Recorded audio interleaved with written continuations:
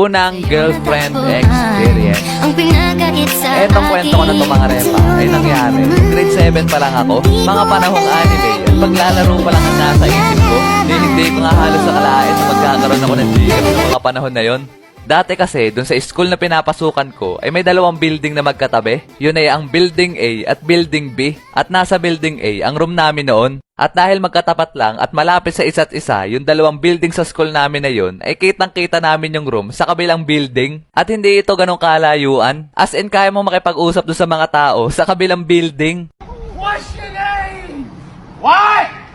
What is your name? Naging talamak pa nga ligawan dati dun sa katapat na building namin na yun. As in, nagliligawan yung mga klase ko at yung mga naandun sa katapat ng room namin. Yun yung usong-uso dun dati. Kasi hindi lang yung section namin na nagawa nun. Halos lahat. Talaga namang maya-maya ay may maririnig ka na lang bigla na nagsisigawan ng pick-up lines. May mga nag-I love youhan pa nga gamit ng sign language na sila din na nag-imbento. Para nga sila mga ninja sa mga pinaggagawa nila na yun. Madami pa nga sila mga pinaggagawa nun. Habang ako, parang kulangot lang dun sa ledgi kasi hindi ko kaya yung mga pinaggagawa nila. Feel ko kasi nun parang sobrang bata ako pa para magkajowa. Pero meron ako nung dalawang tropa na kasama din sa mga nanliligaw dun sa taga-katapat namin na building. At simula nung napasagot na nila yung mga nililigawan nila sa kabilang building, ay dito na nagsimula yung mga hindi inaasahan na pangyayari.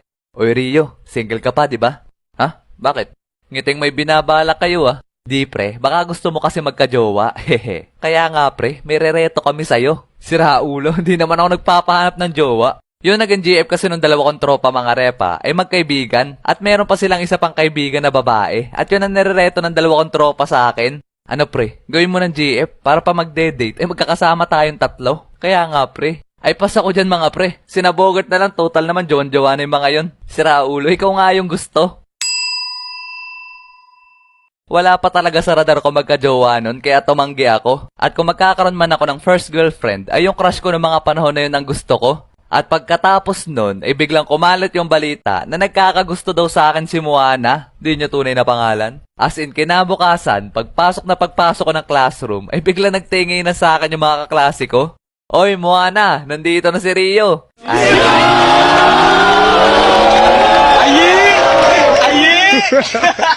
talaga namang, oh my God. Gusto ko nalang maglaho na parang bula noong mga oras na yon. As in, gabutil yung pawis ko sa hiya nun. At pagkatapos nun, ay hinilan nila si Moana papunta dun sa kanilang bintana. Tapos nagkatinginan kami. Kau bilang kau tuh paling manis, aduh mama bikin salah tingkah saja kau pemanis, kau bikin manis.